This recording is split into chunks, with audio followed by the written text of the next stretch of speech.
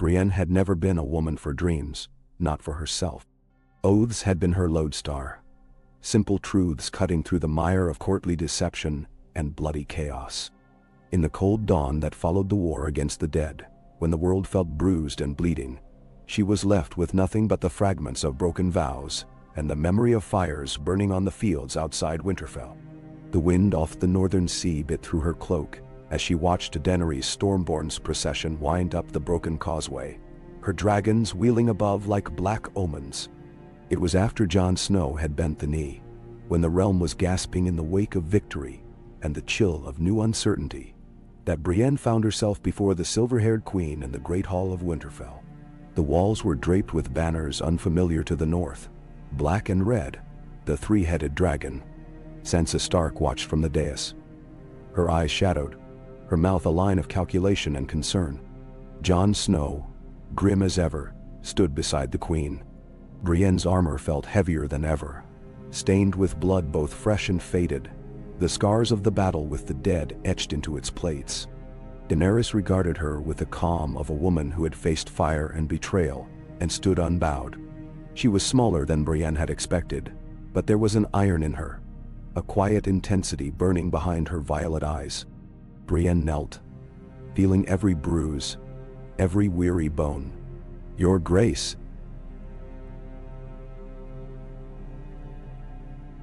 she said, voice echoing off the stone. "I am Brienne of Tarth. I have served Lady Catelyn Stark and her daughter Sansa D'Artois. I have kept my oaths, as best I could. But now the realm has new needs and new loyalties. I would offer my sword to you, if you will have it." Da. A hush swept the hall. Sansa's gaze did not waver. Jon's jaw tightened. Daenerys studied her, and for a long moment, Brienne feared she would be turned away, dismissed as a northern curiosity, a relic of a dead world. But Daenerys descended the steps, her hair a living banner of silver in the torchlight, and extended a slender hand. "Rise, Sir Brienne. I know what it is to serve, to sacrifice. I would have your loyalty and your strength by my side. The world we must build needs more oaths kept, not fewer." Now, Brienne's heart, battered thing that it was, swelled with hope. She felt the eyes of the hall upon her, some admiring, some wary, most simply tired. She rose, taller than any man or woman there, and bowed her head. "I am yours, Your Grace," Brienne said. "I will protect you, as I once swore to protect her." Daenerys smiled, and for a moment there was no crown, no blood, only the faintest glimmer of trust. That night, Brienne found herself at the edge of the Godswood, where the snow clung to the black branches, and the last embers of the day faded behind the walls. She watched Daenerys walking among the weirwoods, her cloak trailing behind like the shadow of some ancient queen. There was a sadness to the Dragon Queen in the quiet, a weariness that Brienne understood. She approached without armor, only her sword at her side and her oaths echoing in her mind. "You could have refused me," Brienne said, voice low so as not to disturb the spirits in the trees. Daenerys turned, her face soft in the dusk. "I know what it is to be without a place. I have seen the world's cruelty to those who do not fit. I have known what it is to be alone." They stood in silence, two women battered by the world's indifference, searching for some comfort in the cold. The snow fell, soft as ash. "Will you return south with me?" Daenerys asked. "The war for the realm is not yet done." "Cersei sits in the Red Keep, and the lords of Westeros will not all kneel quietly." Brienne nodded. "I will go where you go. My place is where my oaths lead me." Daenerys smiled again, and it was less a queen's smile than a woman's, raw and grateful. "And shall." The road south was a tapestry of unease. The remnants of the northern host, battered and mourning, were loath to march behind Targaryen banners. Sansa's careful diplomacy kept the worst of the mutterings from boiling over, but the memory of dragonfire on the field still haunted the air. Brienne rode at Daenerys' right hand, her presence a bulwark against the doubts of both northerners and foreign soldiers. The Dothraki called her the tall she-wolf, and gave her space. The Unsullied watched her with the same silent respect they offered to Grey Worm and Missandei. Brienne found herself drawn into Daenerys' council. There were no schemers like Baelish, no silver-tongued vipers like Varys. Only the hard pragmatism of Tyrion Lannister and the quiet rage of Grey Worm.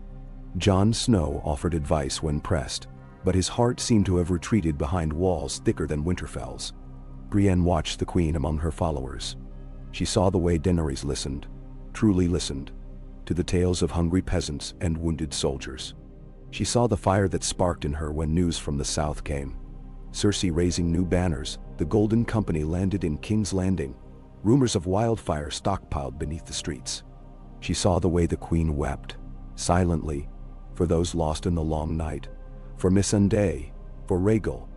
They reached the Trident in late spring, the snows thinning to rivers of mud, and the land greening with cautious hope.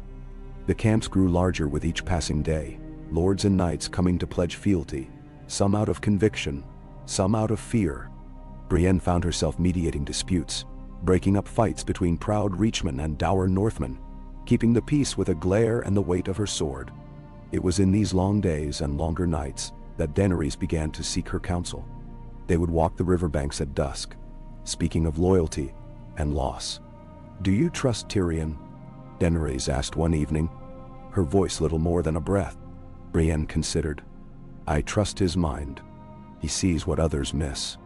But he is a Lannister. The world has taught him to survive by cunning." "Done?" "And Jon?" the queen pressed. Brienne hesitated.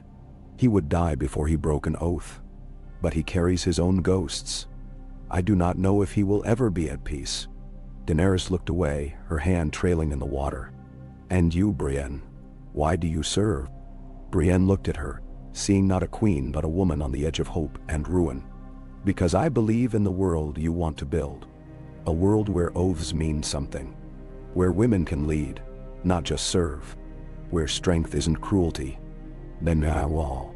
Daenerys smiled, and in the twilight her eyes were less the color of old Valyria, and more the stormy blue of home. When they reached Harrenhal,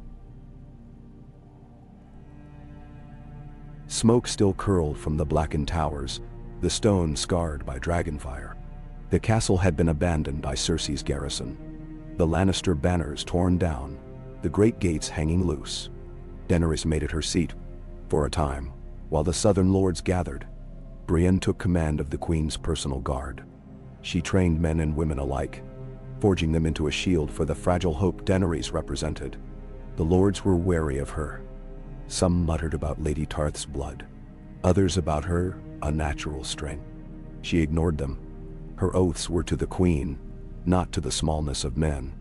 It was at Harrenhal that the word reached them. Cersei had executed the Lord of Highgarden, accused his household of treason, and sent his head to every major house still wavering. The south was on the brink of revolt, the riverlands seething. Daenerys called her council to the ruined hall. The firelight flickered on broken stone as lords and knights gathered, tension thick as smoke. "We will march on King's Landing," Daenerys declared. "Cersei sits on a throne built on the bones of innocence. No longer." Some protested, fearful of dragonfire, of the city's thousands of innocents. Tyrion argued for siege, for diplomacy, for patience. Grey Worm wanted blood. Jon Snow said little, but his eyes spoke of dread. Brienne listened. When the debate faltered, Daenerys turned to her. "You have fought for the Starks, for Renly, for Lady Catelyn. You have seen kings rise and fall. What would you do, Sir Brienne?" "Then?" Brienne weighed her words, knowing the world might change upon them. "The city will not surrender for words alone. Cersei will not yield. If you attack with dragons, you may win the throne. But you'll burn the realm you mean to save. But if you wait, more will die. Sometimes there is no clean victory. Only the least bloody path." Daenerys nodded, eyes hardening. "And if there is no bloodless path, then let the blood be on the swords of those who deserve it," Brienne said. "Not the helpless, not the children." It was not a solution, but it was a promise. That night, Daenerys summoned her to her solar, the old lord's rooms high in Harrenhal's broken keep. The fire burned low, casting shadows on the stone. Daenerys poured wine, her hands trembling only slightly. "You are honest with me, Sir Brienne," she said, "even when it is hard." "I have seen what comes of flattery," Brienne replied. "It breeds only rot." Daenerys smiled. "You remind me of Missandei.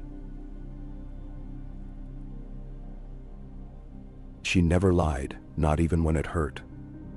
"I miss her." Brienne bowed her head. "Loss is the cost of love.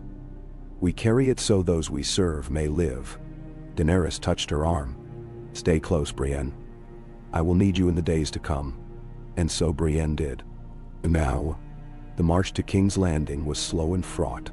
Brienne rode at the head of the Queen's column. Her armor polished, cloak of Tarth's blue, and the Queen's black and red woven together. The banners of House Stark flew beside the dragon, a promise of uneasy alliance. The city was locked and desperate, its walls bristling with archers, the Golden Company standing proud beneath the Lion's banner.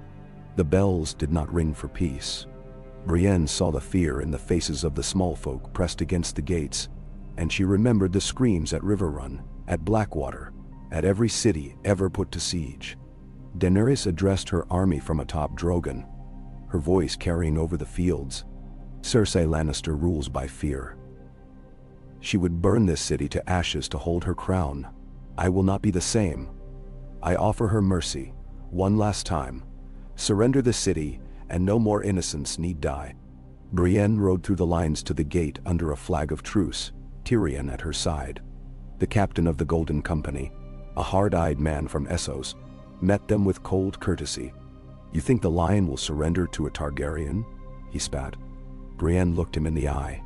"I have seen enough death to last 100 lifetimes. Surrender, and your men live. Fight, and they die for a queen who would not mourn them." The captain wavered. Tyrion spoke quietly, offering gold, safe passage, a place in the new order. The gates did not open, but Brienne saw the doubt in their ranks. That night, Daenerys walked the camp, silent and alone. Brienne followed, keeping her distance. She found the queen staring at the city's lights, her dragon looming behind like a shadow of doom. "I could end this, Brienne," Daenerys said, her voice tight. "With fire, it would be so easy." Brienne shook her head. "Easy is not always right. I have seen too many kings and queens lose themselves to easy." Daenerys turned to her. "Would you stop me if I chose fire?"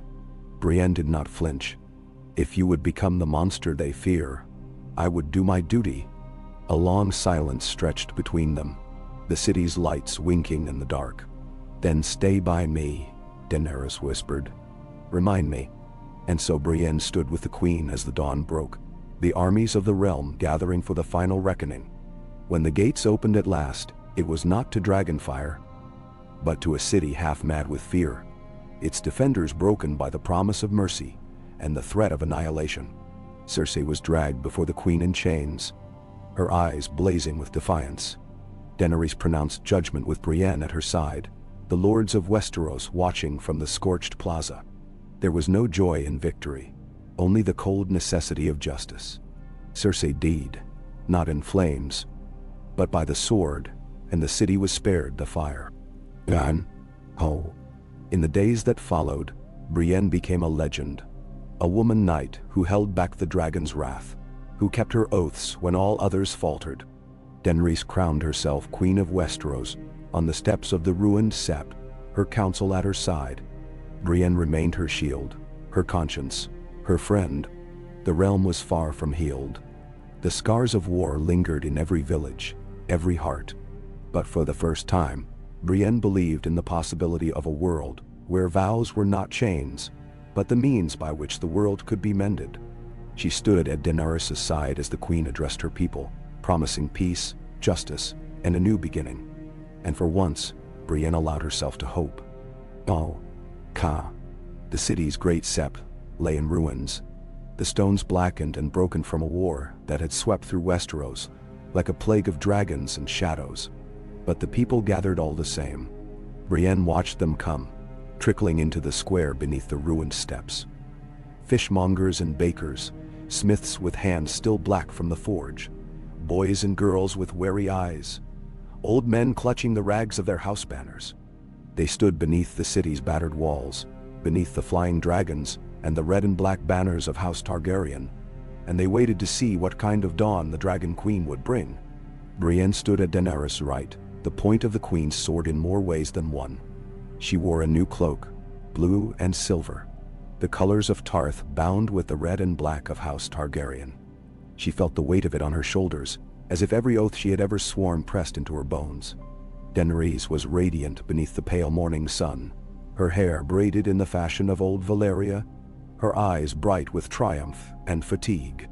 She wore no crown, only a circlet of simple steel, her own choice, a gesture meant to signal that her reign would not be gilded with excess while the people still scraped for bread. Drogon was nowhere in sight, flown out to the Blackwater to hunt, but the memory of his fire kept the city docile. Daenerys' council flanked her, Tyrion, pale and exhausted, Grey Worm, grim in his battered armor, Jon, silent, his eyes fixed on the crowd, shoulders hunched beneath the heavy wolf fur cloak of the north. Daenerys stepped forward, her voice carrying over the hush of the city. People of King's Landing, I stand before you not as your conqueror, but as your queen, if you will have me. The war is ended. The wheel that has ground you underfoot for generations is broken. Justice, not fear, will rule this city henceforth. Now. A murmur ran through the crowd. Fear. Hope, disbelief. Brienne felt the eyes on her, the unspoken questions. Could it truly be different?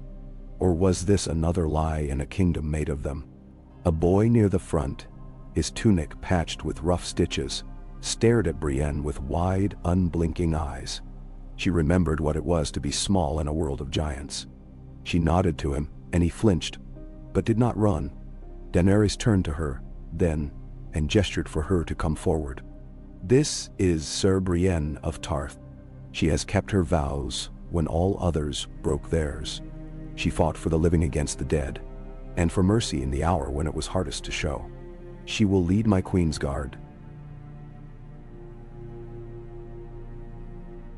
7 knights who will swear not only to protect my life, but to uphold justice and protect the weak. Benchi. The crowd was silent, but in that silence, Brienne felt the weight of 100 expectations settle on her. She drew her sword and went to one knee, laying it flat across her armored thighs. I swear, Brienne said, her voice carrying in the quiet, to serve the Queen and her realm with honor, to uphold justice and defend the innocent, to keep my word and never turn from duty, no matter the darkness. Dender. A woman in the crowd sobbed softly. Somewhere, a dog barked. The moment stretched, fragile as spun glass. Rise, Sir Brienne, Daenerys said, and choose your 6. Brienne rose, and the city watched her as she scanned the faces of those around her. Knights in battered mail, hedge knights from the Stormlands, women in leather jerkins and archers, with proud, tired eyes. She knew the games of men, how they would mutter about her, a woman raised to such honor. But the choice, she knew, would set a precedent for all the realm. She called forth Sir Podrick Payne first, and he blushed crimson but bowed with gravity. Then she named Sir Alla of Maidenpool, a woman who had fought at her side during the battle for Winterfell. She chose Sir Harrion Rivers, a bastard knight of the Riverlands. Sir Yorick of the Kingswood, once a poacher, who had turned his bow against the dead. Sir Garland Tyrell, who had survived the burning of Highgarden and sworn vengeance on Cersei. And at last, a dark-skinned girl named Lahara, who had fought with the unsullied, unafraid, and relentless. Each came forward, kneeling in turn, and Brienne tapped them on the shoulder with her blade, making their vows new and binding beneath the ruined sept. Thus, the Queen's Guard was formed, a new order, forged from fire and loss, not from the soft politics of the old kings. The crowd cheered, soft and uncertain at first, then rising like a wave. For the first time in memory, the oaths that bound them were chosen, not forced. In the days that followed, Brienne learned the true work of peace. The city bled openly. Hungry mouths, burned homes, children orphaned in the fire and storm. The lords of the realm gathered in Daenerys Hall, each seeking favor, gold, land, old grudges renewed beneath new banners. The people watched, wary, expecting little. Brienne's Queensguard rode the streets each day, not as conquerors, but as protectors. They broke up fights over water, shielded women from drunken soldiers, stopped the plundering of the poorest wards. She found herself called to sit judgment over disputes. Property lost in the chaos, accusations of theft, the old wounds between lion and wolf that had not yet healed. Some tried to bribe her, to test the strength of her vow. She turned them away with quiet words, and when needed, with the cold weight of her sword. At night, she met with Daenerys in the Queen's solar. The room was bare, save for a map of the city and the ever-present scent of smoke from the ruined sept. Tyrion was often there, arguing policy, or worrying over raven letters. Jon came and went, his mind half in the north, half at Daenerys' side. But it was Brienne the Queen sought out for counsel most often. "You know what it is to be doubted," Daenerys said once, her voice low. "To have your worth questioned because you are not what they expect. I am a woman, a foreigner. They will never love me for it." Brienne shook her head. "Love is a dangerous thing for rulers. Respect matters more. They will respect you if you do not become what they fear." Daenerys looked at her, searching. "And if what they fear is simply a woman with power?" Brienne said nothing. There was no easy answer. The days passed, and the city began to heal. Grain ships arrived from the Reach, their holds guarded by unsullied and Tyrell men. The river trade resumed, and with it came gossip from the wider world. House Stark sent word of loyalty, with Sansa's seal in red wax, and Arya's short, sharp letter promising to come south when she wished. The lords of the Riverlands pledged themselves anew, tired of war. Only Dorne remained sullen, its prince refusing all letters. Brienne watched as Daenerys sat judgment in the throne room, a place still reeking of old blood and broken oaths. The queen heard pleas from the people herself, sending lords and knights to oversee the rebuilding of the city's wards. She ordered reparations paid from the crown's treasury to those who had lost everything. She offered clemency to the sons and daughters of defeated lords, on the condition that they take an oath to never again bear arms against the realm. Some spat at her feet. Others wept with gratitude. A few, too clever by half, whispered among themselves, plotting in the corners. Brienne's days were filled with the small troubles of the city: riotous soldiers, theft, the slow rebuilding of trust between the queen and her new subjects. She learned to move quietly, listening more than she spoke. Her 6 knights followed her example, and in time, even the most skeptical among the city's folk began to believe that perhaps justice would hold, if only for a while. But peace, Brienne knew, was as fragile as new ice on a river. It was at dusk, weeks after the city's surrender, that the first warning came. Podrick, ever watchful, intercepted a message meant for a sullen Tyrell cousin. Whispers of a gathering at the ruined dragon pit, where once kings had paraded their beasts, and where now only rats and ghosts roamed. Brienne led her Queensguard there, slipping through the shadows as the sun fell behind the city's broken skyline. They found a knot of men in Lannister crimson and Tyrell green, their swords drawn, their voices low and urgent. At her approach, one of the Tyrells spat. "Well, not been to a foreign queen and her pet monster. Better a lion than a dragon." Brienne stepped forward, her hand on her sword. "The war is done. Lay down your arms. The queen offers pardon to all who swear peace." The men looked at each other, uncertain. One, younger than the rest, raised his blade in trembling defiance. "A dragon burned my brother," he snarled. "Why should I trust her?" Brienne's voice was quiet, but it carried in the ruined pit. "I have seen too much death to wish for more. She spared this city when she might have destroyed it. Swear peace, and you'll live to rebuild what was lost." Menmente. A tense silence. At last, one by one, the men lowered their swords. Brienne took their vows and sent them under guard to the queen's justice. There would be more such gatherings. She knew that well. But for every man who laid down his sword, the world shifted, if only a little. That night, Daenerys called Brienne to her chambers. The queen sat by the window, watching the city lights flicker to life, her face pale in the moonlight. "I thought it would be easier," Daenerys said, her voice weary, "to win the throne and then to rule. But every day is another battle." Brienne removed her gauntlets and sat across from her. "Oaths are easy to swear, harder to keep. But every day you rule with mercy, it becomes easier for those below to follow." Daenerys studied her. "Did you ever think of ruling, Brienne? Of taking a keep, a title, a husband?" Brienne laughed softly. "I was born to be my father's disappointment. Too tall, too strong, too plain. The only thing I ever wanted was to serve, and to keep my word. And yet here I am, in the company of a queen." Daenerys smiled, the lines of worry easing from her brow. "And I am grateful for it. I would trust you with my life." Brienne felt the warmth of those words in her chest, like a candle against the dark. "You already do, Your Grace." Summer crept over the city, green and gold and brimming with the promise of harvest. Daenerys ordered the planting of new gardens in the ashes of ruined wards, the clearing of the city's ancient sewers, the rebuilding of the dragon pit, as a place not for monsters, but for the people's gatherings. Brienne oversaw the training of a new city watch, men and women chosen for honesty and courage, not for the gold they could pay in bribes. But not all wounds healed easily. In the shadows, resentment festered. Brienne caught wind of plots. A lord of the Crownlands bribing a gold cloak to poison the wells. A group of foreign sellswords hired to start fires in the Reachman's granaries. Each time, she and her knights intervened, swift and merciless. The Queen's justice became a watchword, one that drew admiration and fear alike. One afternoon, as Brienne patrolled the street of silk, a stone struck her helm. She turned,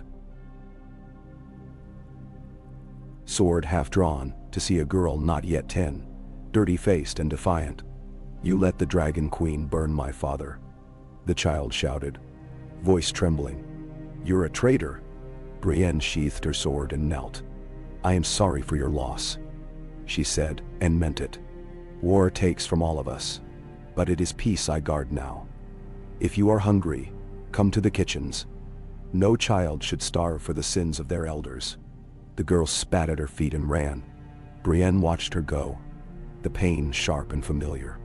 But as she stood, an old woman pressed a loaf of bread into her hand, eyes shining with unshed tears. "For what you did for my grandson, sir," the woman whispered. "For the shield you gave him when the Lannister men came." Brienne nodded, accepting the thanks in silence. Her shield bore many dents, but she would bear more before her watch was ended. The months passed. The city thrived, as much as it could in the wake of so much ruin.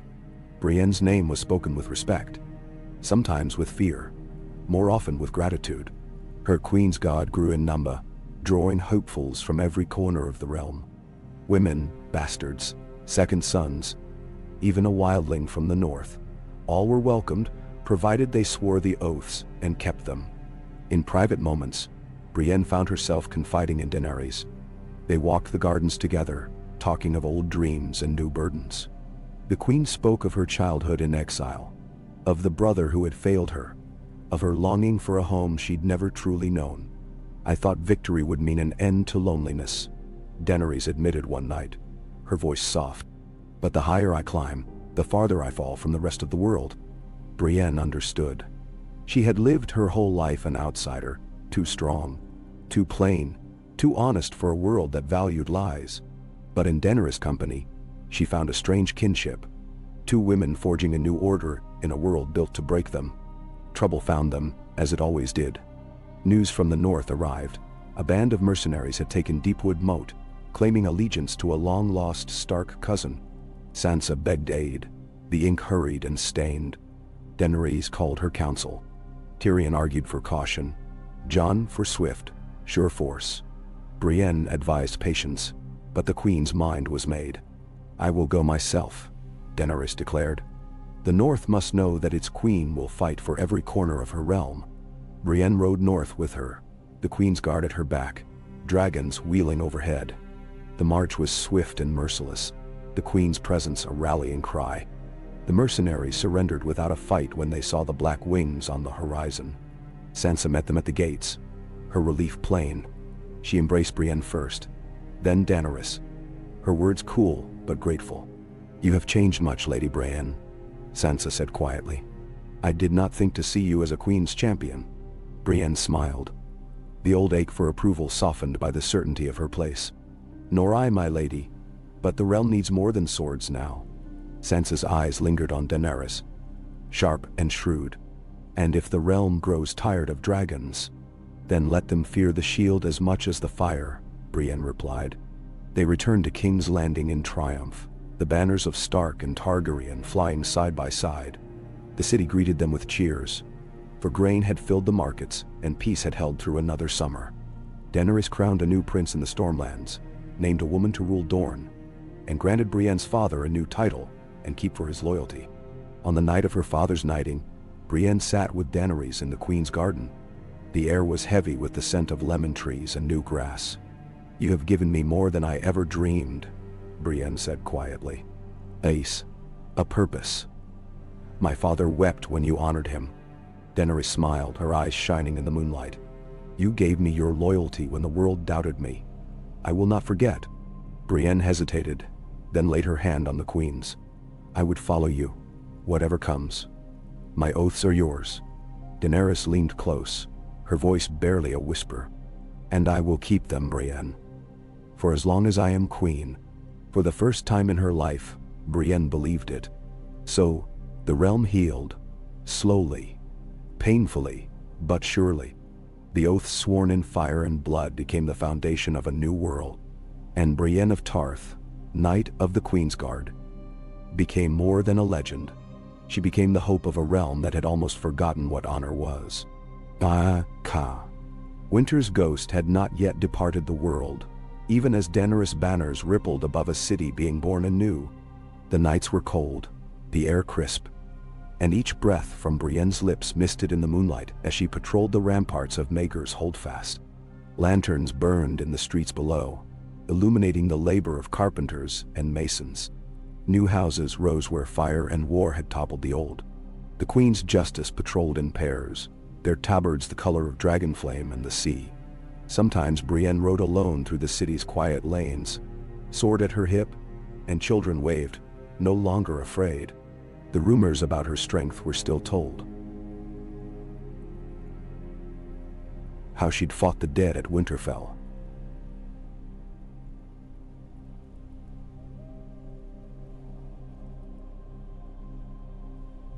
How she'd stared down the mountain that rides, how she had kept the Queen from turning the city to ash.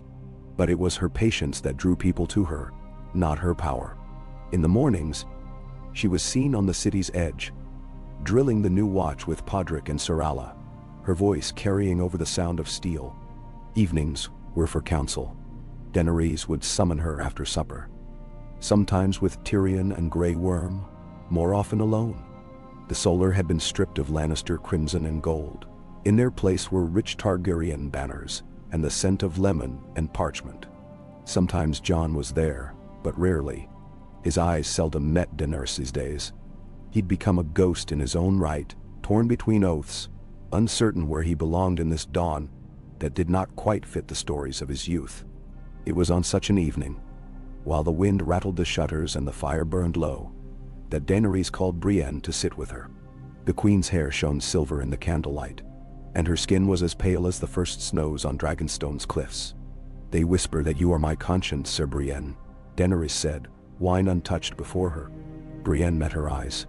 "A queen should always have someone to speak truth, Your Grace, even when it hurts." Daenerys looked away, her mouth twisting in a wry, self-aware smile. "Would you have spoken against me if I'd chosen fire that day?" "Truly? I would have," Brienne said. "If you had ordered it, I would have drawn steel, even against you." Silence filled the room. At last, Daenerys nodded. "That is why I trust you." The conversation turned to governance, grain shortages, the rebuilding of the city walls, negotiations with Dorne. Yet beneath it all, a quiet thread remained. The growing trust between the two women, the sense that fate, long cruel to both, had given them this strange kinship. The queen who had survived exile, fire, and betrayal. The knight who had lived for oaths, only to find her truest purpose beside a woman few would have called friend. The realm itself was restless. In the Riverlands, bands of outlaws and former sellswords preyed on villages, refusing to acknowledge the new order. Old wounds festered in the Westerlands, where the remnants of Lannister loyalists clung to dreams of vengeance. The Ironborn raided the western coast, testing the new queen's strength. Brienne proposed a royal progress, an old tradition, to bring the queen into the realm. Show her face, and let the small folk see her mercy, as well as her dragons. Daenerys, intrigued, agreed. By mid-autumn, the company set out. Daenerys, Brienne, Grey Worm, Tyrion, the Queen's Guard, 100 unsullied, and a retinue of scribes and septons. Drogon shadowed their passage overhead, sometimes vanishing for days, hunting in the mountains. In Maidenpool, the townsfolk knelt in muddy streets to see Daenerys. In Harrenhal, she pardoned a river knight who had rebelled, then gave him command of his own people under the Queen's banner. Brienne listened at night to the tales told around the fires, of dragons and dead men, of a queen who would spare children and take women for her guard. It was in Fairmarket that trouble found them. A group of outlaws, emboldened by a red wine bastard, set upon the royal column at dusk, arrows falling like rain. Brienne rode at Daenerys' side, her sword flashing in the torchlight. She unhorsed too, struck a third aside, and her voice, low and commanding, sent the rest fleeing. In the aftermath, Daenerys knelt beside a wounded squire, pressing linen to his bleeding thigh. "Why do they hate me still, Brienne?" she asked later, when the tents were pitched and the moon rose over the smoking fields. "Some men will always fear a world they cannot control," Brienne said. "You are change, your grace. That is what they truly hate." Daenerys looked at her, searching for something in Brienne's face. "And you? Do you fear change?" Brienne considered. "I fear injustice, not change. The old world had no place for me. This one, I might help shape." They reached the gates of Riverrun as the first snows fell. Lord Edmure received the queen with all the ceremony he could muster, though his people were thin and weary from too many years of war. Daenerys ordered half her retinue to remain and distribute food, sending Tyrion and Podrick to oversee repairs to the dikes and granaries. In the Lord Solar, Brienne knelt beside her queen as Edmure poured sweet wine and recited the endless grievances of the river lords. "My people suffer, your grace. The Lannisters bled us dry, and the Freys stole our daughters. You promised justice, but what will you do when winter bites and food runs short?" Brienne spoke before Daenerys could answer, her voice quiet, but firm. "The Queen's justice means more than words, my lord. She has sent her own grain, and will send more if needed. But peace must be kept. If any house takes arms against another, you answer to the crown."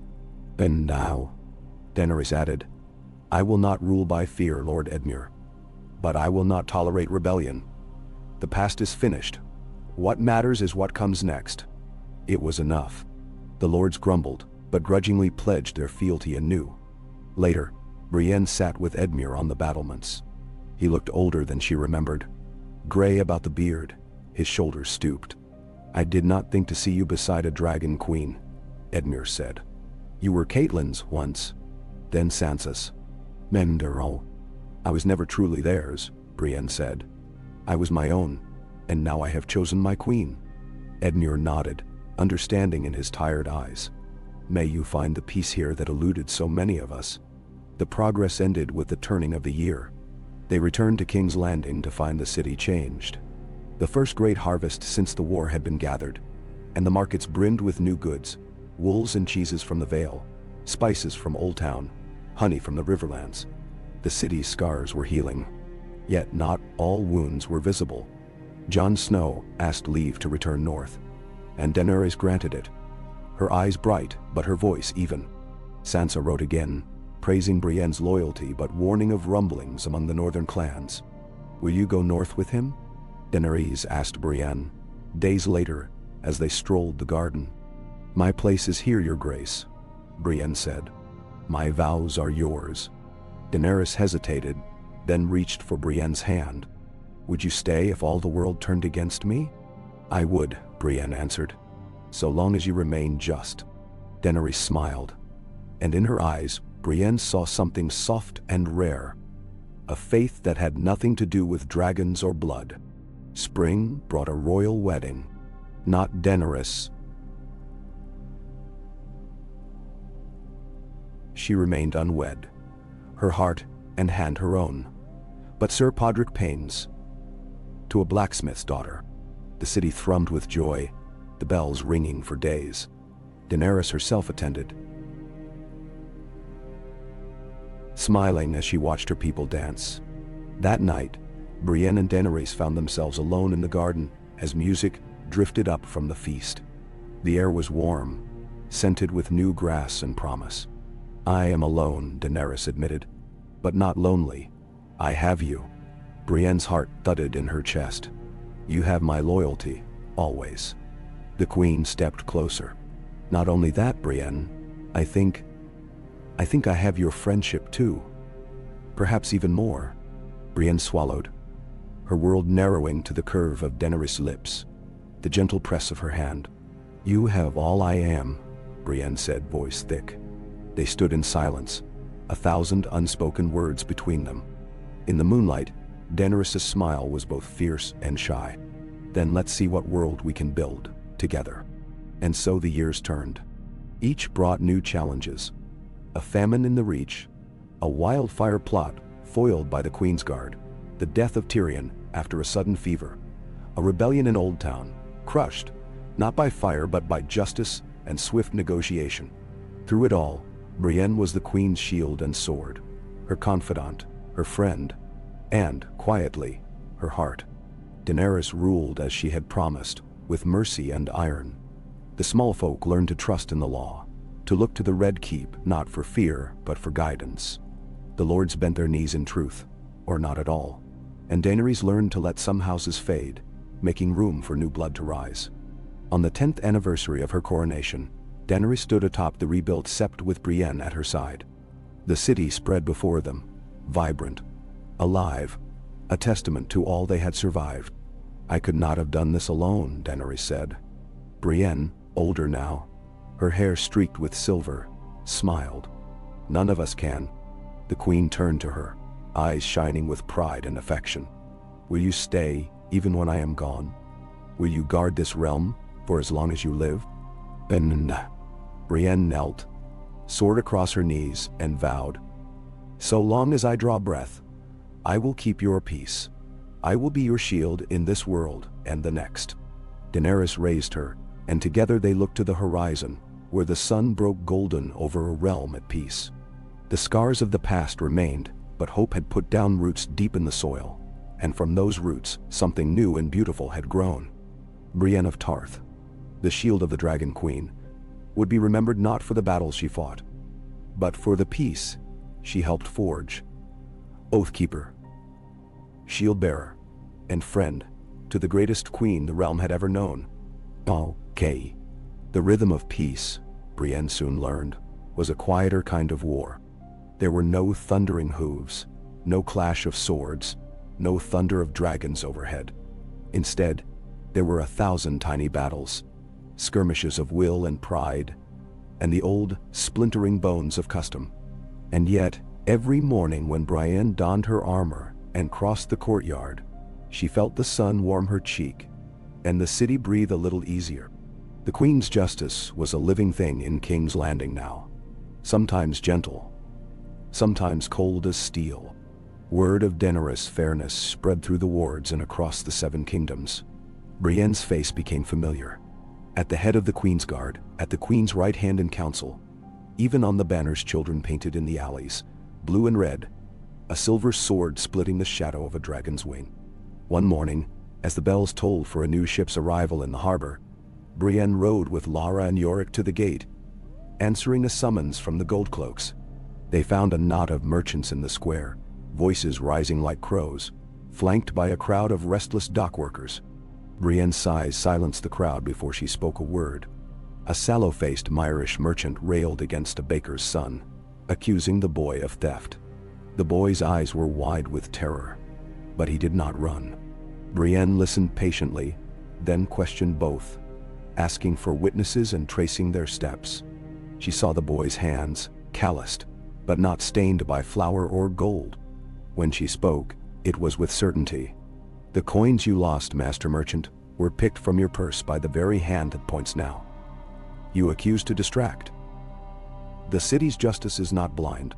Yorick seized the merchant and found a purse, still fat with coins, hidden in his boot. The crowd jeered the liar, but Brienne silenced them with a single word: mercy. To the boy she said, "You will come to the kitchens at the Red Keep and work. There is honest labor to be done, and food to spare. The Queen's table is for all." Then Benmao. The crowd dispersed, muttering, but respect growing in their eyes. Each day, she found such moments. Small mercies, the healing of wounds deeper than sword cuts. In the Queen's solar that evening, Daenerys listened to Brienne's story, a slow smile lighting her face. She leaned back in her chair, the lamplight catching in her hair. "You were born to lead, Brienne," Daenerys said, "even if you never wanted it." Brienne shrugged, uncomfortable with praise. "It is easier to mend breadlines than broken kingdoms." Daenerys' eyes sharpened. "Yet each loaf and word builds something greater. I see it now, a realm not of fear, but of honor. They believe in us, in you." Their friendship deepened as the seasons turned.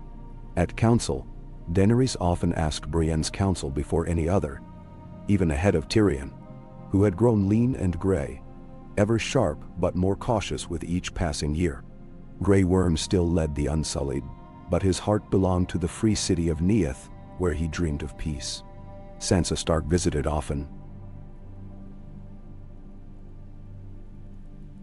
sometimes with Arya, who preferred the open road and the restless sea. Garland Tyrell became Lord of Highgarden and sent caravans of food and men to bolster the Queen's rule. Edmure Tully sent river trout by the barrel, while Dorne at last sent a new princess, pale and proud and wise, who took Daenerys' hand in friendship. Yet beneath the surface, old enmities flickered like embers waiting for wind. It was Podrick who first heard rumors of a conspiracy. An old knight of House Lannister gathering malcontents, promising the return of true Westerosi rule. Tyrion brought word of gold flowing from Casterly Rock. Spent in the shadows, Brienne summoned her Queen's Guard, instructing them to move quietly but swiftly. She met with Daenerys in the garden, where the lemon trees blossomed. "They want to believe in the old ways," Brienne said. "But the old ways brought ruin." Daenerys' face hardened. "We will show them another way. Not with fire, but with justice and truth." They decided together. Brienne would ride north, investigating the rumor at its source, while Daenerys remained to hold court and ensure the city's loyalty. Podrick would ride with Brienne, along with Sir Alla and 2 others of the guard. Yorick would stay behind, his keen senses better suited to sniffing out plots in the city's twisting lanes. The road to Casterly Rock was long and uneasy. The towns grew thinner, the looks more suspicious. At the gates of Lannisport, Brienne's party was turned away by a company of gold cloaks loyal to the Rock. They camped outside the city, watching fires on the hills. At midnight, a woman in a brown cloak found them, her hair cropped short, her eyes wary. "My lord knows of your coming, Sir Brienne," she whispered. "He asks for a parley at dawn. Alone." "Ben Saad." Brienne's knights protested, but she overruled them. "If I am not returned by midday, ride for River Run. Tell Lord Edmure what you have learned." She went to the meeting place, a ruined windmill on a barren hill. At sunrise, her sword loose in its scabbard. The air was thick with fog. Out of it stepped an old knight, his armor plain, his face marked by time. "Sir Kevin's son," Brienne guessed. He bowed. "Martin Lannister, at your service. My kin wish for peace, sir. But there are those who cannot abide it. There are coins flowing from Essos, men with no loyalty but gold. My family is tired. If you would offer mercy, the Rock would kneel." "Bow." Brienne studied him, searching for guile. She found only exhaustion, and pride. "Swear it before the gods," she said, drawing her sword and offering the hilt. Martin knelt, hand on the blade, and swore fealty to Daenerys Stormborn and her peace. At noon, Brienne returned to her camp, Lannister banners furled, and the promise of submission secured. Back in King's Landing, trouble was brewing of a different kind. The spring crops failed in the outer reach, and the threat of famine shadowed the realm. In the city, a fever began to spread in the poorest districts. The gold cloaks grew restless, muttering about pay, and there was talk of old gods returning in the form of a new priesthood from the east. Brienne returned in time to see Daenerys order the opening of the granaries, distributing food to the city. She visited the sick herself, heedless of danger, and called for healers from every faith and school. The priestesses of Aralor lit fires at every crossroad, praying for deliverance. The Septons offered balm and hope. Brienne, meanwhile, took to the streets. She rode alone, night after night, settling quarrels and rooting out thieves. The fever claimed many, but the city did not burn. When the worst was over, Daenerys summoned the lords and commons to the steps of the rebuilt Septi. She spoke plainly. "You have seen the worst that men and fate can offer. Yet here you stand, alive, together. I did not win this throne with fire. I do not keep it with fear. I ask only your faith, and I promise you my own." Brienne stood at her side, watching the faces in the crowd. She saw tears, smiles, even hope. As peace deepened, Brienne's role began to shift. She took on new squires, girls and boys from every part of the realm, even Dorne and the Iron Islands. She taught them as she had once been taught: honor, patience, the true use of a sword. The Queensguard became a legend in their own right, a band of knights who would not be bribed, who answered to no lord but the Queen and the law. Soon, lords across the realm sent their children to be trained, and young women came in droves, seeking a place where their strength would not be scorned. Brienne watched the next generation bloom.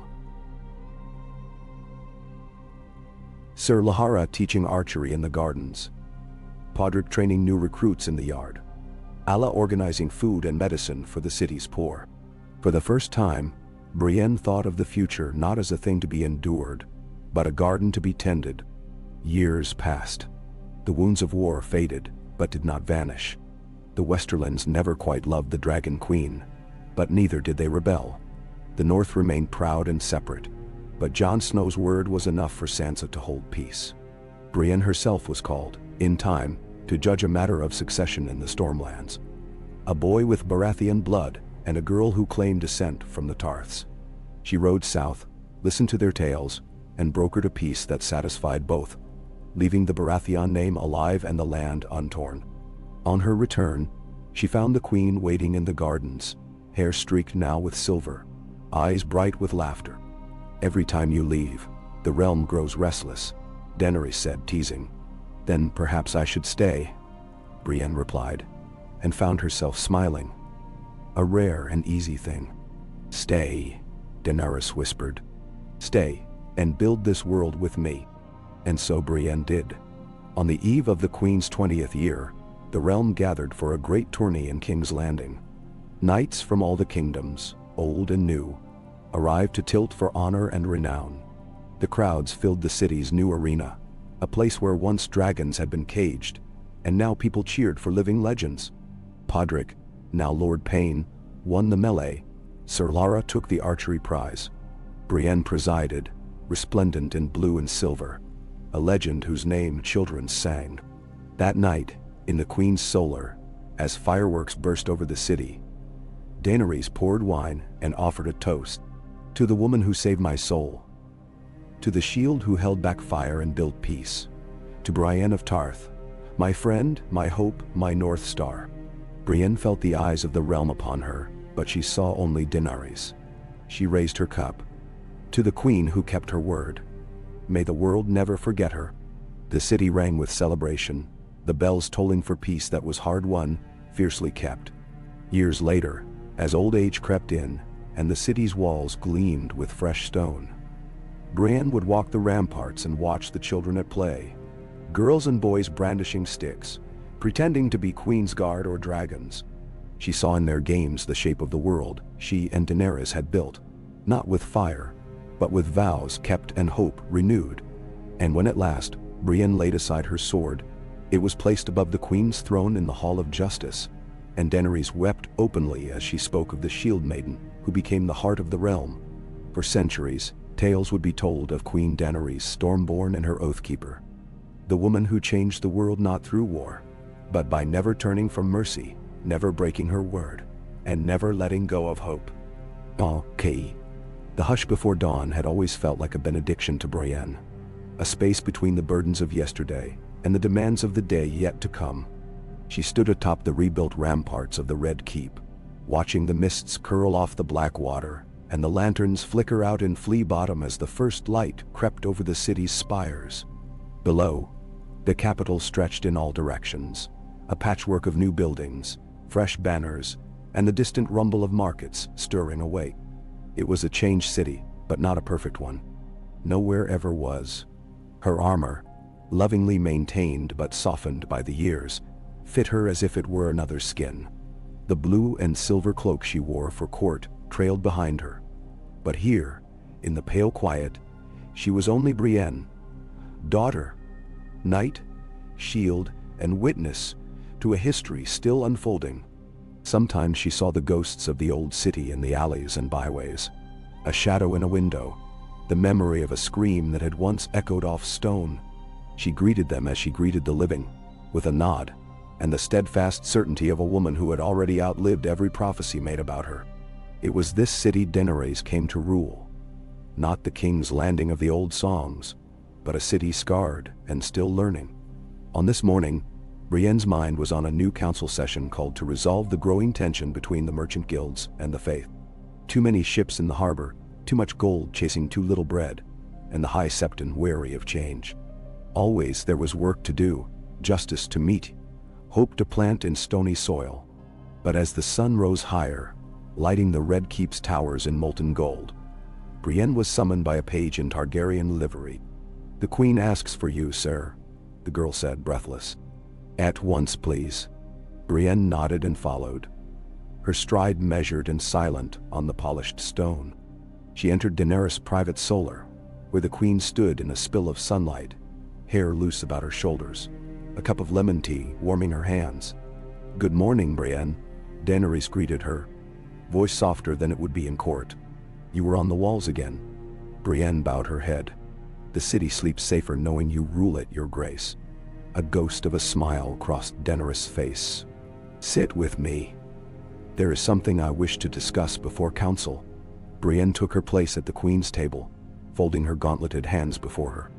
"As you wish." Daenerys' expression grew serious, her gaze drifting to the open window where the wind teased the banners. "You've seen the reports from Old Town. The new High Septon calls for the restoration of old privileges, the restriction of trade, limits on the rights of women to own property. He has followers here already, old lords."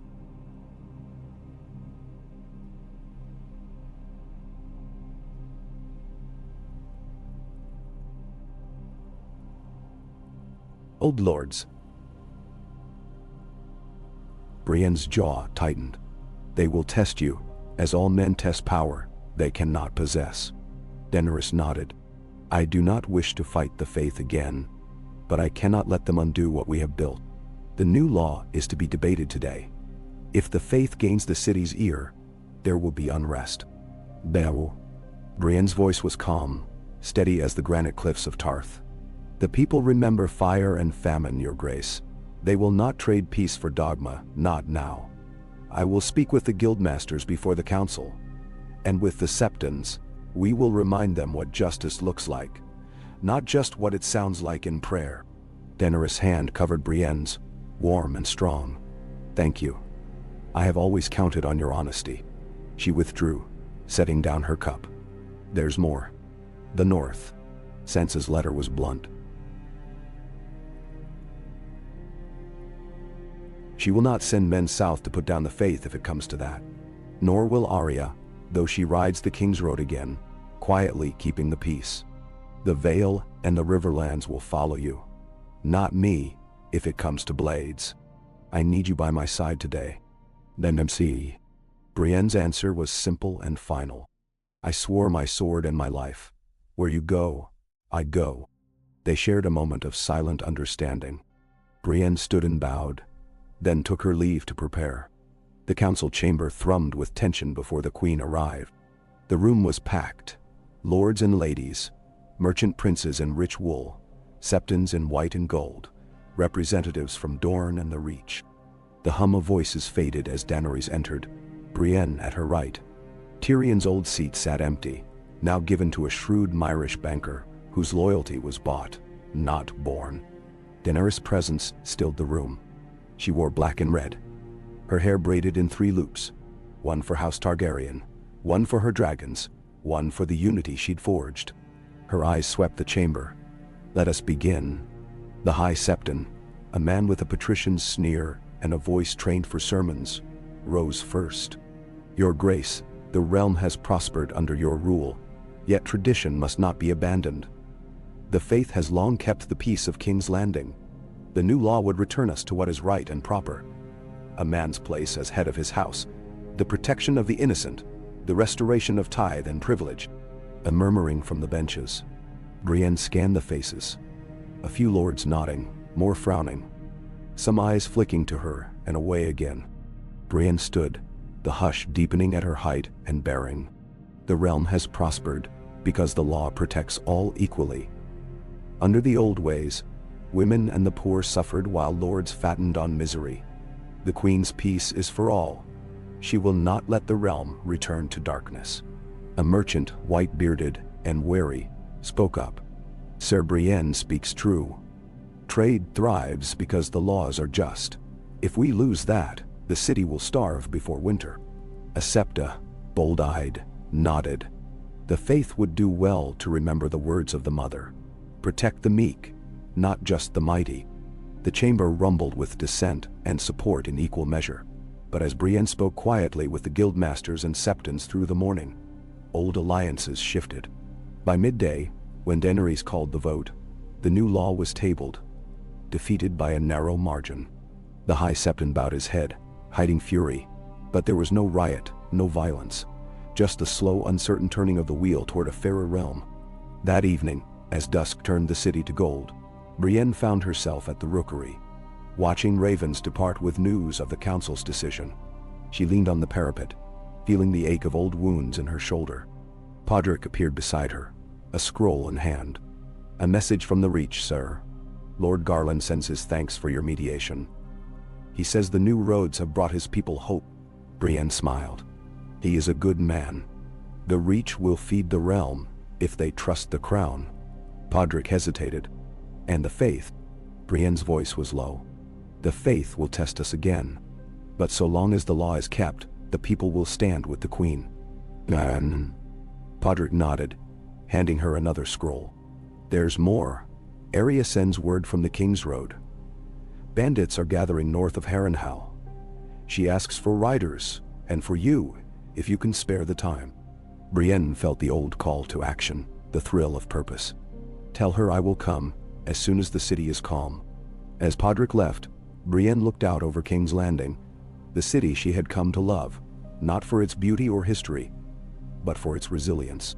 Each day she helped build something stronger than the stone beneath her feet. She built trust, not just in Daenerys, but in the idea that honor and mercy could thrive where once only power ruled.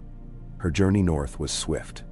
She rode with 3 of the Queen's Guard, Alla, Garland's niece, and Deadly with a spear. Yorick, grizzled and loyal, and Lara, who could track a shadow through a moonless night. They found Arya by a burned village, the aftermath of a raid. Arya had changed little. Her eyes were sharp, her blade silent as ever. They follow an old lord from the Trident.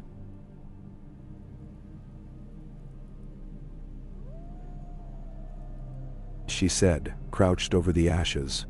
He claims he fights for the old gods and the old ways. Brienne knelt, feeling the warmth of the embers. He fights for himself, as they all do. They tracked the bandits to a ruined sept where Brienne called out, "The realm has changed. Lay down your swords and you will live." Some spat, Some fled, but most threw down their arms, beaten not by strength, but by the certainty in Brienne's voice and Arya's silent threat. That night, Brienne and Arya shared a fire, the others sleeping nearby. Arya watched her across the flames. "You're part of the story now," Arya said. "More than I'll ever be." Brienne shook her head. "You keep the peace where it matters most. We do it together." Arya smiled. "Rare but true. Tell Daenerys I'll ride south when I'm done here. The North may never kneel, but it's not blind to justice." They returned to King's Landing, to a city changed once again. The Queen's justice was a watchword on every street. The faith retreated from politics, focusing on healing and teaching. Daenerys ruled with the same iron mercy, but her hair had silvered, her eyes sharpened by care. Brienne remained by her side, a constant shield, counselor, friend. As years passed, new challenges rose. A plague from the east, pirates from the Stepstones, rumors of dragons in the far south. Each time, Daenerys turned to Brienne. Each time Brienne met the world with calm certainty. One cold spring, as Daenerys recovered from an illness that had nearly ended her reign, Brienne sat with her in the solar, the light thin and cold on the floor. "I am tired, Brienne," Daenerys admitted. "Sometimes I dream of letting go, of flying far from here and never looking back." Brienne took her queen's hand in both of hers. "You are the hope of this realm, but you are not alone. We will carry you when you cannot carry yourself. That is what oaths are for." Daenerys' grip tightened. "You are my shield, my friend. Stay with me, always." Brienne smiled. "There is nowhere else I would rather be." When Daenerys died, many years later, the city fell silent in mourning. Bells tolled from dawn until dusk. The lords gathered in the great sept, not to quarrel, but to honor the queen who had kept peace and justice for a generation. Brienne stood beside the bier, sword in hand, eyes wet but unbowed. She spoke first at the queen's memorial. She was born in exile and rose to greatness. She gave us a world where justice was not just a word, but a promise. I was her shield, but she was the heart of this realm. Remember her, live as she taught us. When the time came to choose the next ruler, the lords looked to Brienne, but she refused. "I am a knight, not a queen. My place is at the side of justice." Thence, instead, she helped them choose a new monarch, one raised in peace, a child of the realm, taught by Daenerys and watched over by Brienne herself. The old knight lived to see a second peaceful coronation. She trained the next Queen's Guard, teaching them as she had once been taught, to protect the weak, to keep their word, to lead with honor. When Brienne died, the city wept. They laid her to rest beside Daenerys in a tomb beneath the rebuilt Red Keep. The people carved her likeness in stone, her sword upright, her shield unmarred. And in every corner of the realm, parents told their children stories of the queen and her knight, of Daenerys Stormborn and Brienne of Tarth, who together built a better world. Their legend lived on in every heart that dared to hope, every hand that reached out in kindness, every oath that was kept. It was many years after the first bells tolled for peace, yet the quiet in the city remained unfamiliar. Brienne stood watch on the terrace of the Red Keep, the sun warming her shoulders, her armor less bright than it once was, but cared for with the same diligence. The city was a living thing beneath her, breathing in new rhythms. Merchants' cries instead of battle horns, children's laughter where once there had been the tramp of boots. She listened to it all, heart full of hard-won contentment. A courtier approached and bowed deeply. "Sir Brienne, the queen would see you, if you have a moment." Brienne nodded, already knowing the summons was not for some threat or crisis, but for counsel. A bond formed through years of loyalty and trial. She followed the winding halls, the Red Keep alive with the smells of new bread, burning lamp oil, and the faintest trace of lemon from the queen's solar. Inside, Daenerys sat at a desk cluttered with missives and open scrolls, the sunlight glinting off her silver hair. Her eyes, fierce as ever, but now ringed with fine lines, lifted from a letter as Brienne entered. "Good morning," Daenerys said, her smile bright. Did you see the new gardens along the city wall? Brienne shook her head. Not yet, Your Grace. Daenerys set down her pen. They are nearly ready for the festival. There will be a contest for the best rose. The bakers are in competition as well.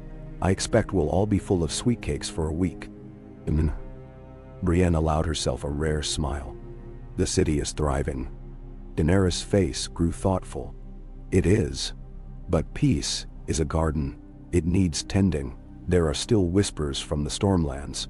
A night stirring up the memory of Robert Baratheon, speaking of old blood and the rights of men. Brienne's expression grew grave. Do you wish me to go? Daenerys shook her head.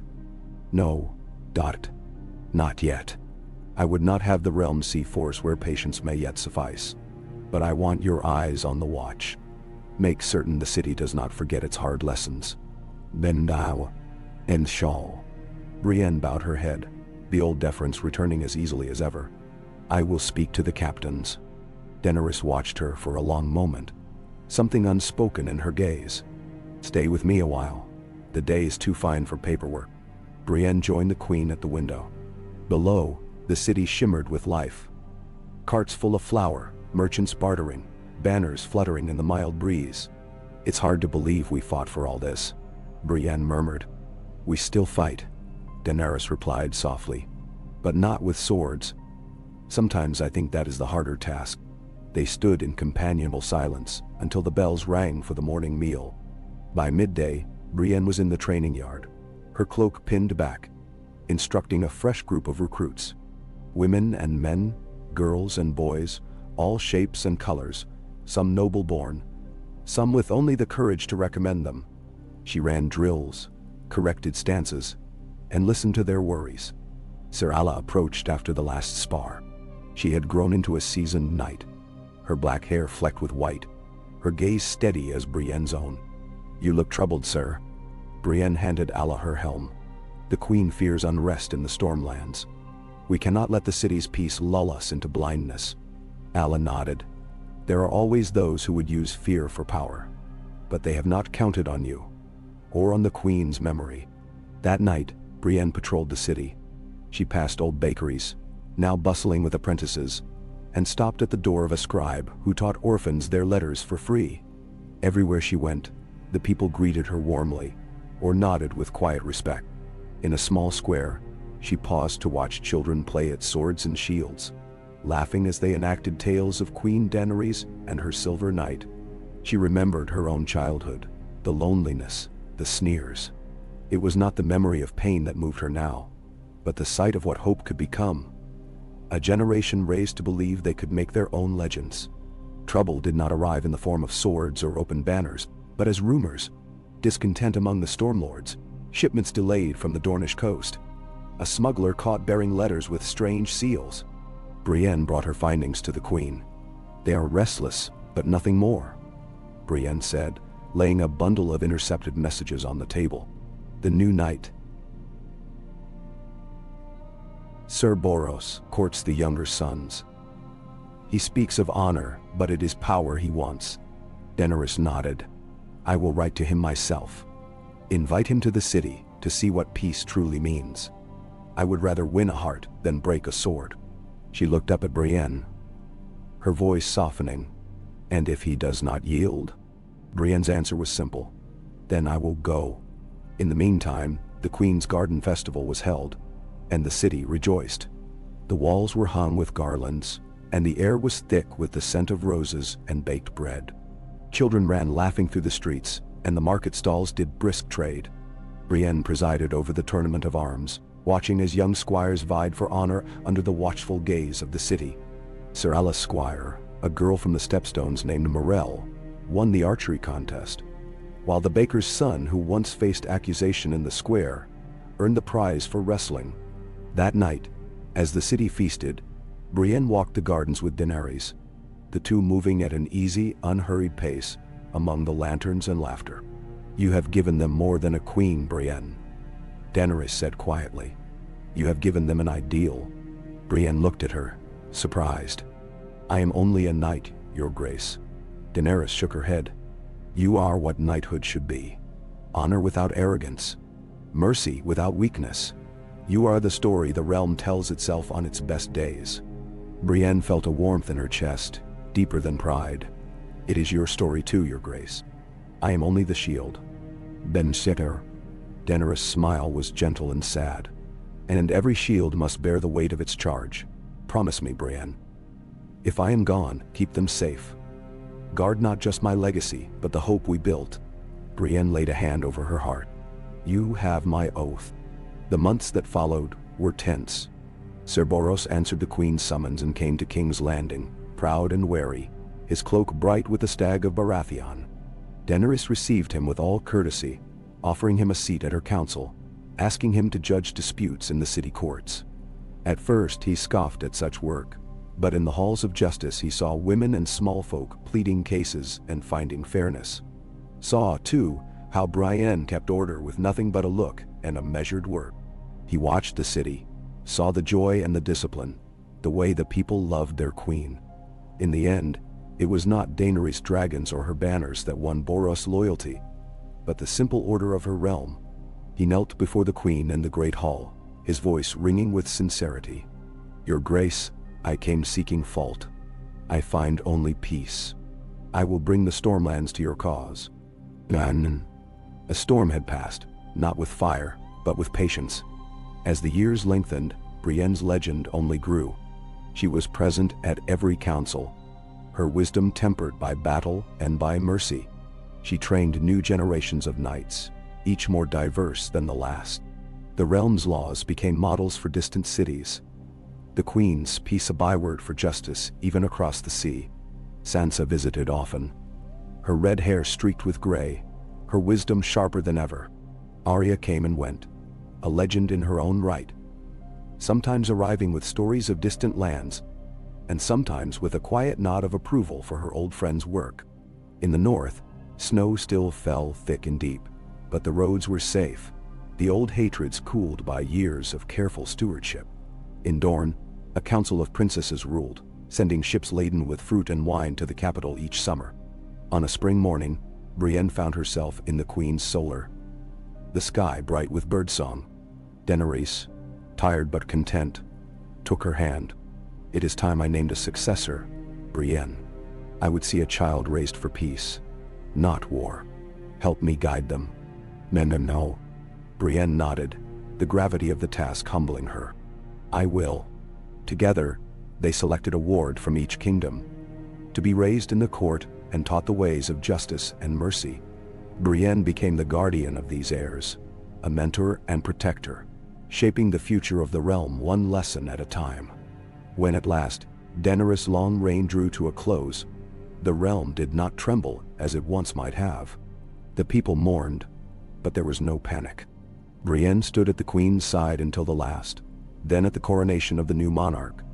A girl with the wit of the north, the temper of the south, and the courage to listen as much as to command. Brienne retired at last, not to solitude, but to a house on the city's edge, where children came to hear her tales and young knights sought her wisdom. She walked the gardens often, tending roses that bloomed year-round, each one a living testament to a life spent in service, in hope, and in hard-won peace. And on the nights when the moon was high and the wind carried the scent of lemon and roses, the people of King's Landing said they could see two figures walking the ramparts, one in silver, one in blue, watching over the city they had saved and would forever keep. Brienne grew older, though age touched her with a gentle hand.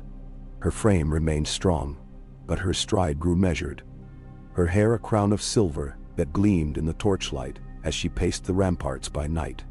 The city she had helped heal was vibrant in a way King's Landing had never been. Temples of all the faiths stood side by side, the old and the new gods honored alike, and even the poorest could walk safely after sunset, confident that their troubles might find a fair hearing. In her heart, Brienne kept the oath she'd sworn to Daenerys alive, for oaths were living things, woven into every action, every word. The city thrived under the guidance of Daenerys' successor, a girl named Elena, chosen from among the wards of the kingdoms, bearing the blood of Targaryen and Stark, the wit of Dorne, and the steadfastness of the Vale. Brienne watched her with a proud, quiet satisfaction. She saw in Elena a blend of all the good that Daenerys and the realm's wise lords and ladies had managed to foster. The council, too, flourished. Sansa Stark sent guidance from Winterfell. Garland Tyrell visited every spring with news of the harvests, and Dorne's princesses kept the court lively with fierce debates and laughter. It was Brienne who shaped the new Queen's Guard, now called simply the Crown's Seven. Knights and warriors from every background, sworn to the monarch and the realm rather than to any house or creed. Girls and boys from the city's alleys, noble sons and daughters, even 2 wildlings from beyond the wall came to be tested in the training yards beneath Brienne's steady gaze. The gardens Daenerys loved so dearly now covered much of the city's outer walls. Brienne tended them as she did the young knights, pruning, watering, teaching patience. Flowers spilled over the stones, and birdsong filled the dawn. Sometimes, as Brienne walked those winding paths, she felt Daenerys at her side, unseen but as real to her as memory. She would pause beneath the lemon trees, close her eyes, and listen to the wind. The people believed it was the Queen's spirit that blessed those gardens. Brienne believed it was love. There were still disputes, for no peace is ever perfect. Trade with Essos faltered in hard winters, and the faith tried more than once to stir the city with old dogma. But each time, Brienne met trouble with the same calm presence, her word carrying weight that even the sternest priests respected. Once, when a riot nearly broke out over a dispute between the butchers and the millers, Brienne herself stood in the square, her sword sheathed, but her voice commanding. "You want justice," she said, meeting the eyes of angry men and frightened women alike. "Then listen to it. The Queen's peace means your grievances will be heard, not by violence, but by truth." And now, the crowd stilled, old men lowering their fists, women nodding in relief. The dispute was settled with fairness, and from that day forward, whenever a quarrel threatened the city, it was said that all it took was a word from Sir Brienne to quell it.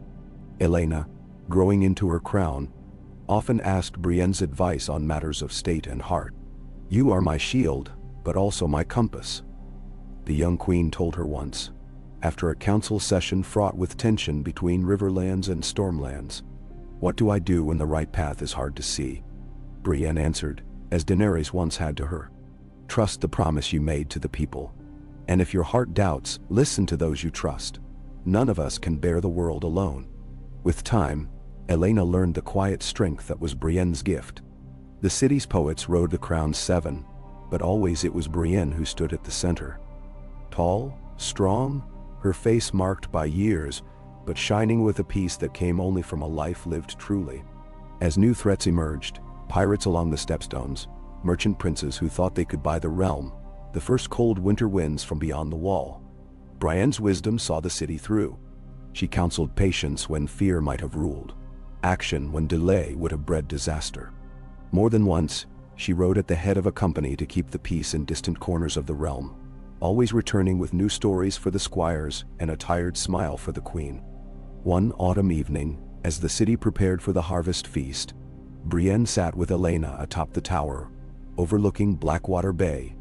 The waters were gold in the setting sun, ships returning with cargoes of wine and wool.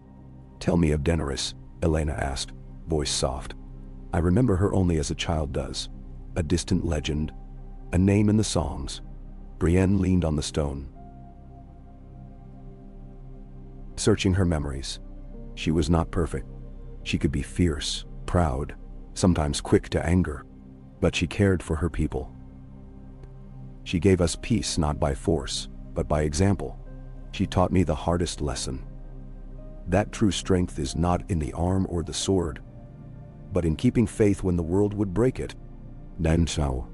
Elena was silent, then nodded. "You are her greatest legacy."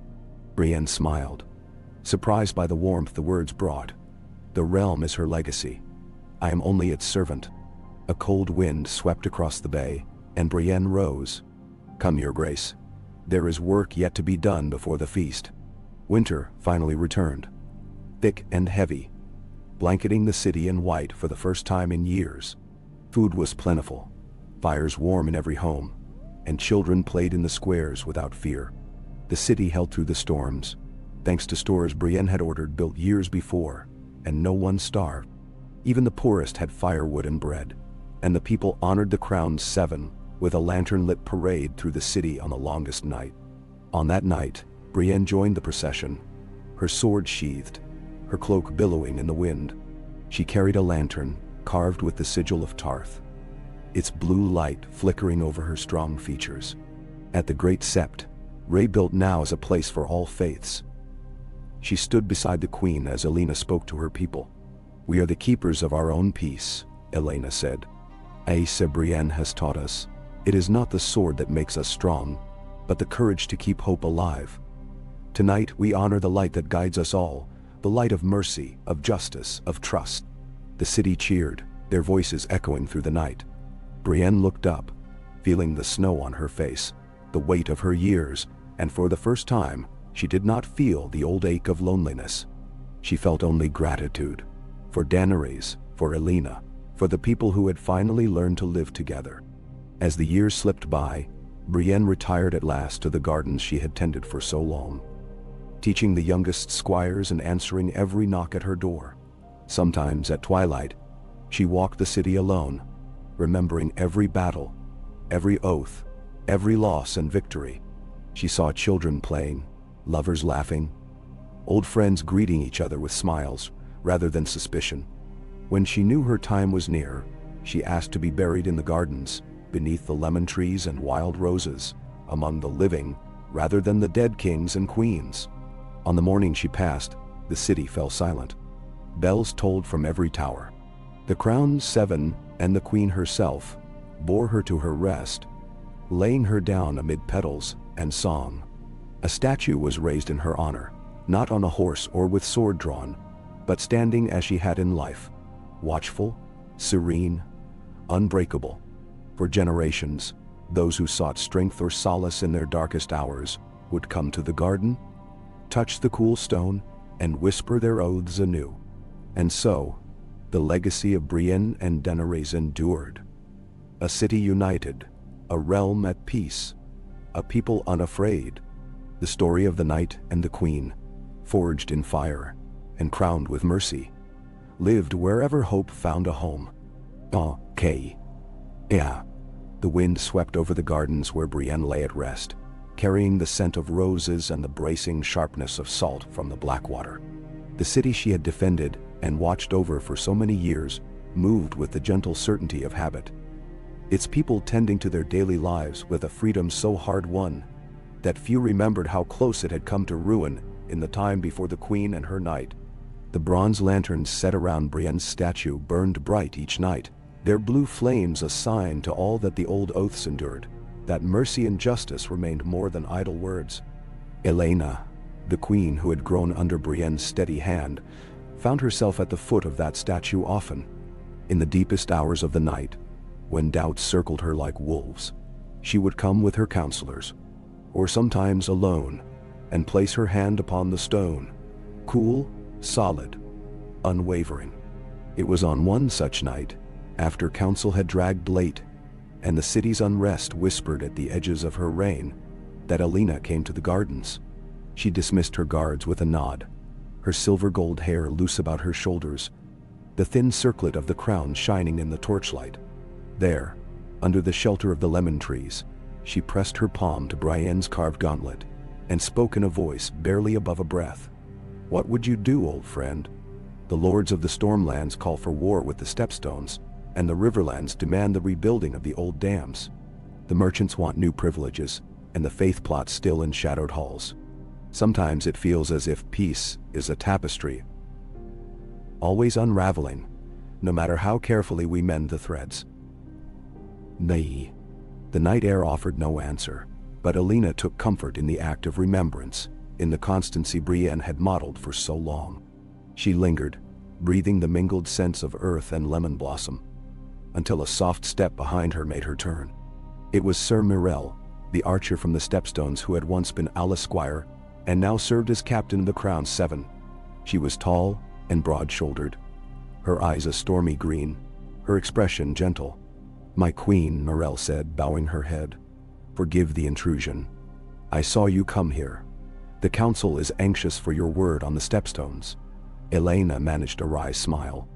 Always another decision. Morel offered her arm, and together they walked the garden's winding paths. Brienne used to say that the hardest choices were never about battle or gold. They were about trust. She trusted us, even when we were unsure. They paused at a bed of wild roses, their petals slick with dew. Elena took Morel's hand. "Do you think I do right by her? By all of them?" Morel's grip was steady. "You keep faith. That's all anyone can ask.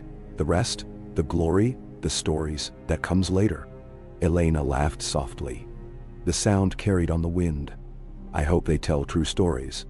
"They will," Morel promised, "because we will live them."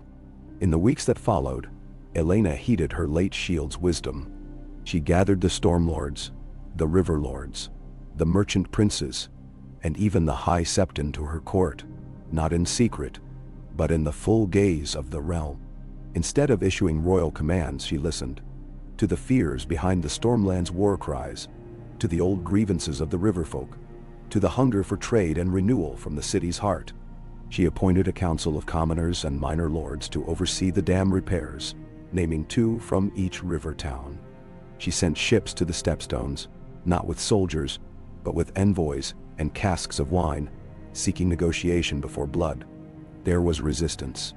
There were angry words and even the odd duel among young hotheads, but the city did not break. The new order Brienne had modeled, justice tempered by compassion, strength forged from the willingness to listen, proved its worth. It was not swift, nor did every lord or priest offer true loyalty, but the years had carved a habit of hope into King's Landing, and the people did not rush to arms or riot. They waited, and they watched. It was at a feast in late summer, as the city celebrated the first harvest of the year, that Elena stood before her people and spoke from her heart. The crowned 7 flanked her, a living shield as legendary as those who had served before. "We stand together tonight because others once stood when it seemed the world would end. They built peace, not by sword alone, but by keeping faith when it was hardest. I promise to do the same. No crown, no law. No prayer is greater than the trust between ruler and people. We will meet our troubles together, and none shall be left behind." Daenerys. The words echoed through the city, and in every ward, from the high houses of the hill to the lowest cellars in Flea Bottom.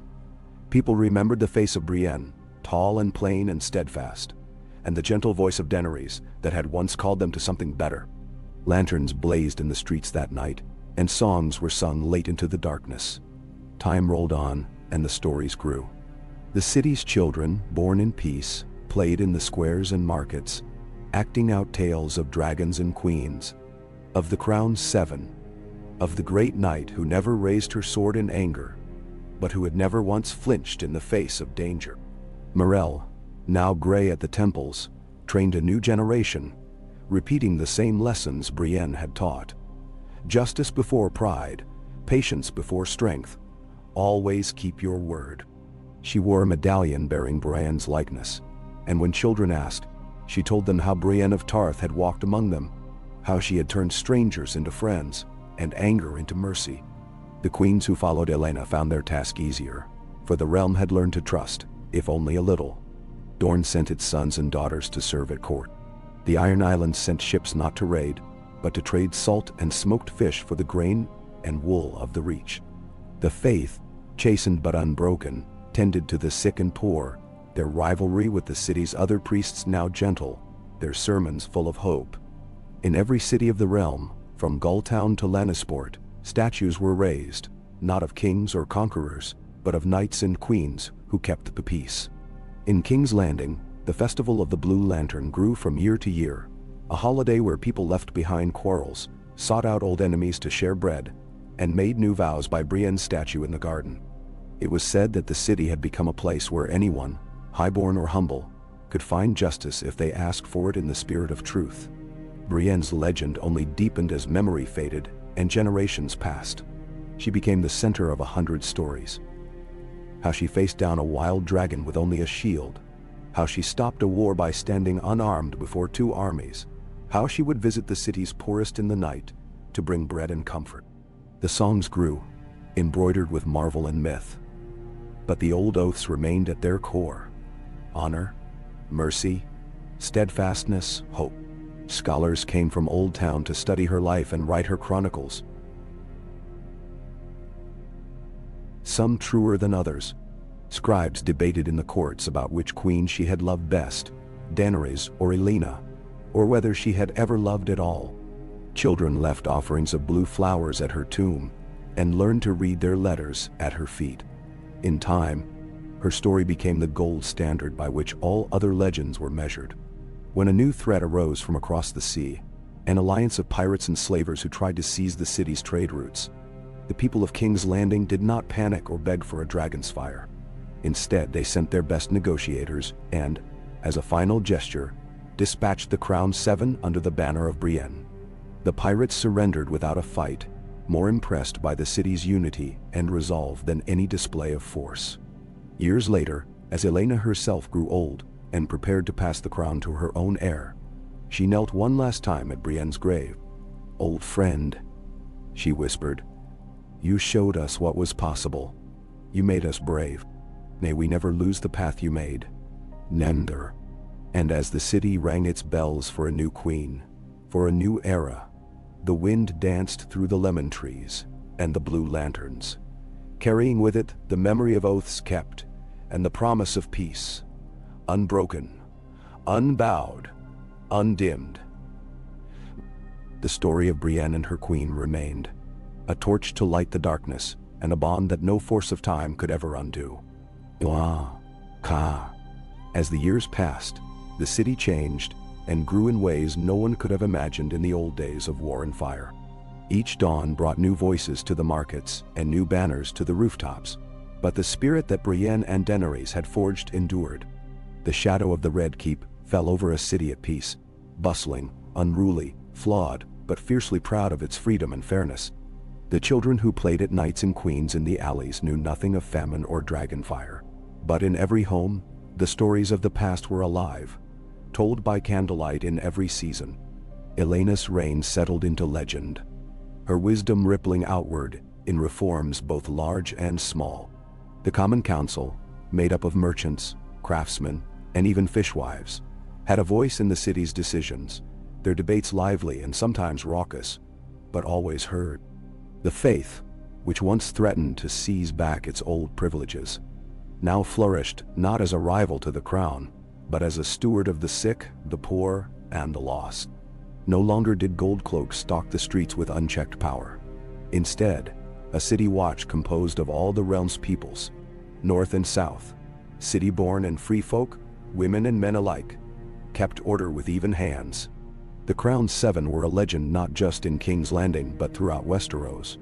Their captain, Ser Morell, had become a living symbol of courage, teaching her squires that the greatest power was to keep faith when all others lost hope. She led her knights not with fear but with example, and she kept Brienne's memory alive. Her blue medallion worn at every festival, her words quoted at the city gates. "Justice is the gift you give your enemy, not your friend." The new queen, Rhaena, Elena's eldest, clever and restless, called Brienne's name often in her councils. What would Brienne have done? She would ask, and her advisors would look to Morell for guidance. It became a refrain in the city. When faced with a quarrel or a hardship, folk would ask each other, what would Brienne do? The answer was never to meet anger with anger or pride with pride, but to find the path of fairness, even if it cost more, even if it hurt. So, slowly, the city's heart changed, and the realm beyond its walls watched and learned. With peace, the arts blossomed. Great songs were composed of Daenerys' mercy, of Brienne's shield, of the queens and guards who walked in the gardens by starlight. A bard from the Vale wrote a play of the long night that drew such crowds the new amphitheater overflowed, and every year on the night of the Blue Lanterns, the children of the city performed a pageant of Brienne's deeds. Never once did she win a duel by killing her foe, always by standing firm or showing mercy. Beyond the city, the peace held. Sansa ruled the north as Lady of Winterfell. sending south not only grain and trade but words of wisdom and peace. Dorne's council of princesses forged new ties with the Reach, and the Iron Islands became traders rather than reavers, their ships bearing wool, spices, and silver, rather than raiders. When a drought threatened the riverlands, the city sent food and labor north, the grain ships crewed by both women and men. A thing unheard of before the new queen's reign. Yet no peace is perfect. There were still whispers of rebellion from some old houses, and once, a bandit lord rose in the western hills, proclaiming himself the true king. But when his men marched on a village, they found the city's watch already there. Alongside the townsfolk, who had learned courage and patience from Brienne's example, the bandits surrendered without bloodshed, the false king captured and brought to trial, where even he was offered mercy, a place in the new order if he would bend the knee. Morelle, now older, her hair streaked with gray, visited Brienne's statue often in the gardens, bringing fresh wildflowers and telling the stories the people brought her. How a baker had fed the hungry, how a child had made peace between feuding neighbors, how a widow had stood before a merchant and won justice with her words alone. It was on one such evening, as the summer sun faded behind the walls, that Rhaena joined Morelle beneath the lemon trees. They sat in the hush, watching the first blue lanterns flicker to life. "I feel as if I walk in the shadow of giants," Rhaena said, her voice soft. "How did Brienne do it, Morelle? How did she find the courage to stand alone?" Morelle considered. She was never alone. She listened. She learned. She let herself be moved, even by her enemies. And she never let pride blind her to mercy. Rhaena nodded, thoughtful. "The lords say the crown must be hard, unyielding. But that is not the city's way anymore." "No," Morelle agreed. "The city is strong because it can bend, because it remembers what pain is, and chooses not to cause it." Memsawel. They walked together back through the gardens, past Brienne's grave where flowers grew in every season. As they passed, a group of children approached, each holding a blue lantern. "Sir Morelle," the smallest cried, "tell us the story of the shield and the dragon again." Morelle knelt, smiling, and the children crowded close. Long ago, when the world was full of fire and fear, there was a queen who dreamed of peace, and a knight who showed her how to make it real. The children listened, wide-eyed, the city's towers turning blue and gold in the dusk. Overhead, the bells began to toll, and across King's Landing, windows were thrown open, music rising, laughter echoing through the streets. The city was alive with hope. As the years spun on, the blue lanterns became a festival.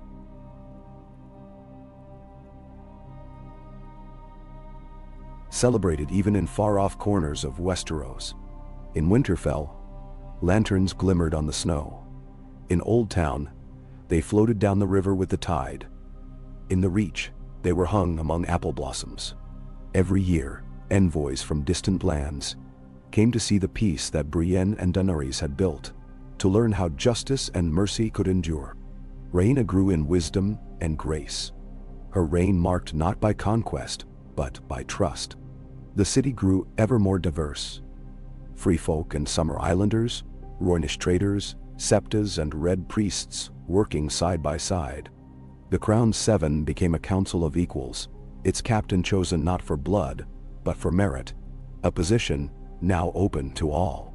When Rhaena grew old, her own daughter inherited, and the peace held, a torch passed from hand to hand. And still, in the gardens where Brienne slept, the people came. Children whispered wishes to the stone. Young knights pledged their swords. Lovers wove blue flowers into their hair for luck. When trouble or doubt threatened, the people would gather at dusk, lanterns in hand, to honor the memory of a knight who had stood for mercy when all others chose violence, who had taught them that peace was not the absence of struggle, but its own great and shining victory. So the story of Brienne and Daenerys lived on, not only in song and statue, but in the quiet choices of the people. Every act of kindness, every word of justice, every blue lantern raised against the dark. The city thrived, its heart beating strong and clear. a beacon for all who would dream of a better world. For as long as King's Landing stood, as long as oaths were made and hope was kindled, the legacy of the Queen and her shield would never fade.